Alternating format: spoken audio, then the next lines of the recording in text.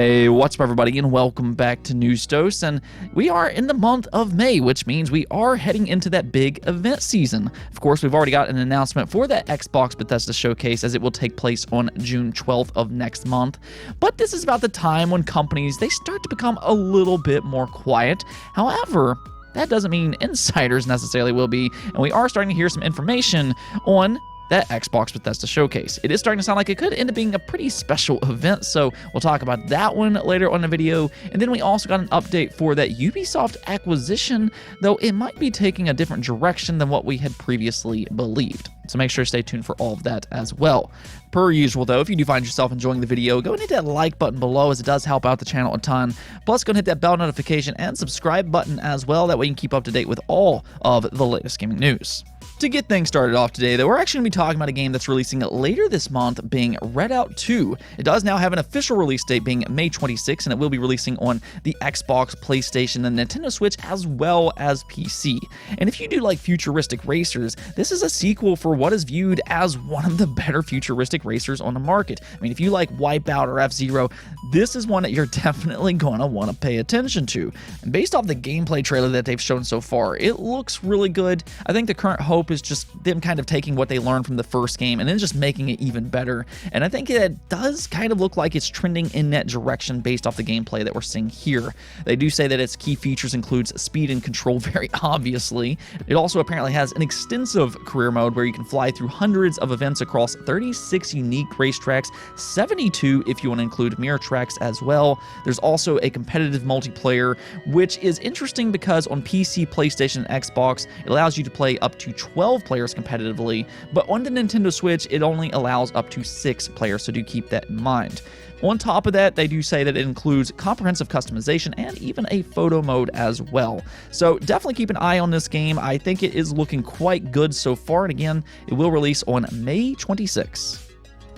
Next up, a few months back, Nintendo finally decided they're going to go ahead and listen to their fans and bring over the first 2 Earthbound games to Nintendo Switch Online. And this has once again kind of renewed interest in this franchise, and now fans are kind of hoping that we'll eventually, and I mean, this has been a hope for a very long time by this point. But yes, fans have been hoping that maybe we will eventually see Mother 3 on the Nintendo Switch as well.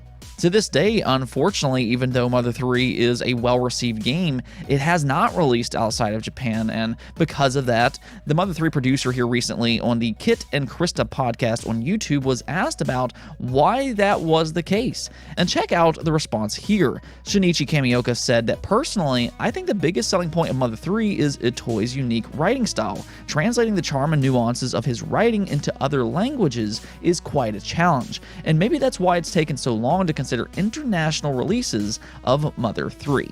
Now, when I hear this statement, I think that there might be some truth to this, but at the same time, I think that fans of this series, and for those that have played Mother 3, they probably understand that there might be a little bit more happening here, and I think it just all kind of boils down to that there's a good chance that Mother 3 would end up being controversial in the West. I just don't think Nintendo wants to deal with it, and that to me right there is probably the reason that we have not seen Mother 3 up to this point. The good news here, though, is that even though this isn't necessarily official, and I'm sure many of us would prefer to play an official version, there's actually a pretty good fan translation out there for Mother 3, so do always keep that in mind. Interestingly enough, though, this was not the only key person as of recent that's been asked about the future of the Mother franchise, as Reggie Fils-Aimé was also asked on whether or not he'd like to see more Earthbound in the future. And his response probably wasn't exactly what fans had hoped to hear, but let's just go and see what he had to say. Don't hold your breath. Again, I'm not there anymore. I don't know what's going on, but while Mr. Iwata was alive, he really understood the passion that fans had for the Mother series, and you need to remember that it was under his watch that Earthbound Beginnings was first brought to the Virtual Console platform. And so the company knows that there's a lot of passion for that franchise, but thinking about how to make it current, thinking about how to make it bigger than just the, let me call it the relatively small group of fans that desperately want to see Mother 3 or something next in the Earthbound series. That's what the company, I'm sure, has been thinking about, and they just haven't figured out yet the solution to that, or at least they haven't been prepared to talk about it. So there you have it, and based off of both of these responses, it sounds like the future of the Mother franchise isn't necessarily overly promising. Next up here, let's go and talk about Xbox for a moment, as we do have that big Xbox Bethesda showcase next month on June 12th. Now, oftentimes, as we start to head into these event seasons, these publishers, they become a little bit more silent as they're saving a lot of that news for those events. That's pretty understandable, but at the same time, news starts to make its way around the industry, and leaks are just all over the place, and, well, because of that, we are starting to hear a little bit about that Xbox Bethesda showcase. This is because Rand al'Thor, which is very trusted within the Xbox community, he had shared some things that he had been hearing and stated this over on the Xbox 2 podcast. I did hear through the grapevine not long ago, almost virtually every studio has submitted something for the show. Almost all of them submitted something for the show, and some studios submitted multiple things. That's where things get cut though. Now, that last part is very important though, and I do want to kind of make that clear. While on one side he does say that every studio has submitted something to be shown at the Xbox event, it does not necessarily mean that every single studio will actually appear in the event. This is kind of where Xbox as a company, they're going to decide what they're going to show at this event, and then what they're just simply going to save for later events such as Gamescom or the Game Awards. So again, don't necessarily go into this showcase expecting every single Xbox game studio to show a game here. But this, however, is actually kind of telling on a couple of different things. One, with this news, I would kind of say that this event is going to be even more unpredictable than what it was before. I've said it before, but I think that there's a few games that you can just kind of slot in here to almost be a guarantee. Starfield obviously is going to be at this showcase. Redfall, that is supposedly supposed to release this summer, so there's a pretty good chance that will be there. Forza Motorsports 8, there's been some rumors that will be later this year, so there's a pretty good chance of that showing up here as well. But with all of these other studios submitting at least something, I mean, there's a possibility that we could see Fable here. There's a possibility that we could see Perfect Dark here. Maybe Rare has something to show. You do have Compulsion Games. That's the studio that worked on We Happy Few. I've always kind of considered them to be a bit of a dark horse. Maybe they're about ready to announce their next game. You also have Obsidian Entertainment. Maybe they're going to show Avowed here, or that Tom Sawyer project. So with this news here, I do think that this kind of makes this event even more unpredictable, because it sounds like they do have a lot that they could possibly show here. Another thing though that this kind of tells you is that all these acquisitions, they're starting to pay off. It looks like that they are getting closer to releasing their games, and there for a few years, I mean, you know, Xbox, they built a lot of hype up with acquiring all these studios, but, you know, game development, it takes time. So it's not like they acquired a studio and they were going to release it the next day. And then in other situations, they acquired them and they were already working on a multi-platform game, so they released it as multi-platform. But now we are starting to get into that situation where a lot of these studios, they're ready to show something, and that's why they're submitting something for the showcase. So with that right there, we are starting to get into that peak part of what a lot of Xbox fans have been looking forward to in recent years. And I think now fans need to just kind of prepare for a wave of Xbox games here in the next few years. I think the next 2 to 3 years is probably going to have more first-party releases from Xbox than any other point in Xbox history. And I think that this just kind of shows that.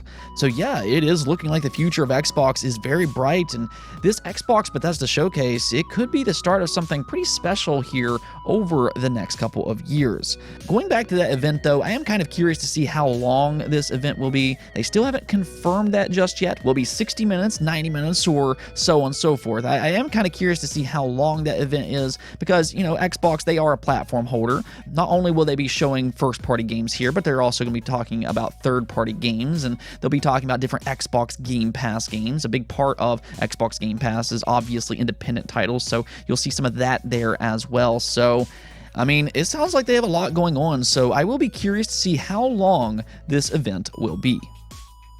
Now, we also got an update on that Ubisoft acquisition. I know we've been talking a lot about acquisitions as of recent, but a couple weeks back, there was that Bloomberg report going around that some different private equity firms were interested in acquiring Ubisoft. This included Blackstone and KKR, and because of that, there's been a lot of speculation on whether or not Ubisoft will be bought out, and maybe if one of the platform holders or a different gaming publisher will get involved as well. Maybe Microsoft, Sony, of course you have Tencent out there as well. The Embracer Group, they've been pretty active, though I feel like that this might be a little bit too big for them, but nonetheless, there's been a lot of speculation about this topic.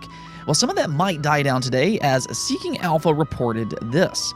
The Guillemot family, which owns 15.9% of the company's shares and 22.3% of the net voting shares, is likely to oppose a takeover from strategic buyers, according to a Dill Reporter item. The founding family wants to maintain the reign at the video game maker. So it does seem like they're trying to stop any type of hostile takeover from happening, and that the Guillemot family, they want to stay in control of Ubisoft.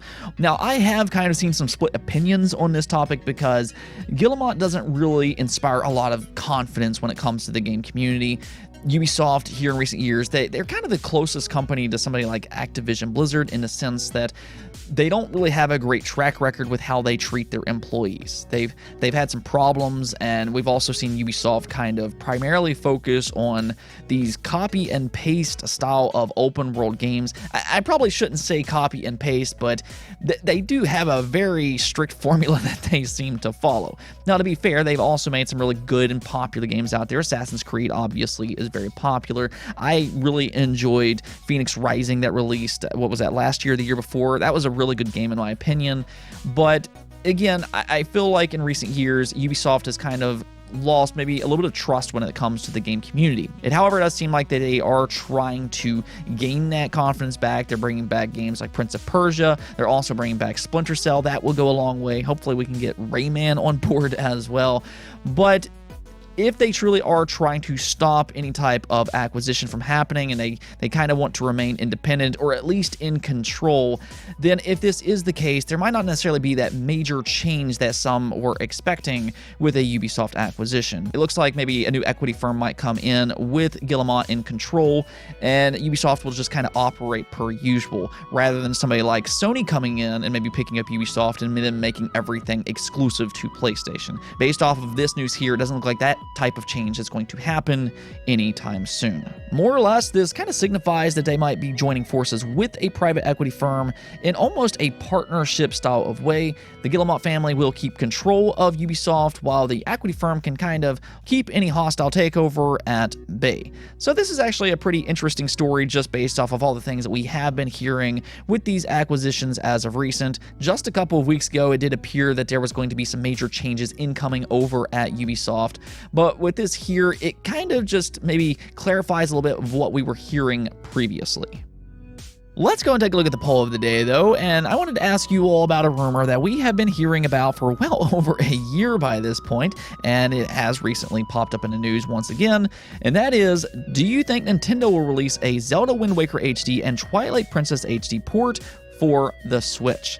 And it does look like most of you all very much do believe that this is the case, with a total of 72% of you stating yes, though 41% of you all do not believe that it will be this year, while the other 31% believes that it will release in 2022. So I guess we'll just have to kind of see about all of that. I am crossing my fingers, hoping at least one of these games will release this year. I know that there's kind of that rumor going around that this will be a double pack, but I really would not be surprised if Nintendo decided to release these games individually. I'm just kind of saying that it is a possibility that a lot of people aren't necessarily talking about right now.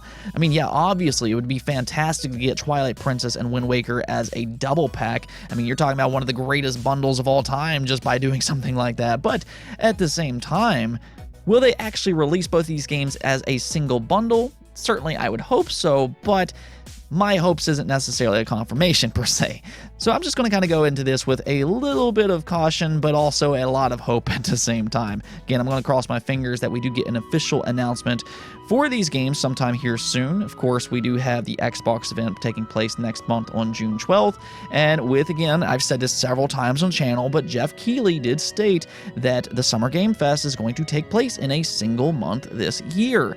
If the Xbox event is a part of the Summer Game Fest, that would mean that we probably will start to hear about some of these other events in the near future as well, and that could end up including Nintendo. So if there is a chance that Nintendo will release these games this year, then maybe, and this is just speculation, but maybe we will hear about this next month in June at a possible Nintendo Direct.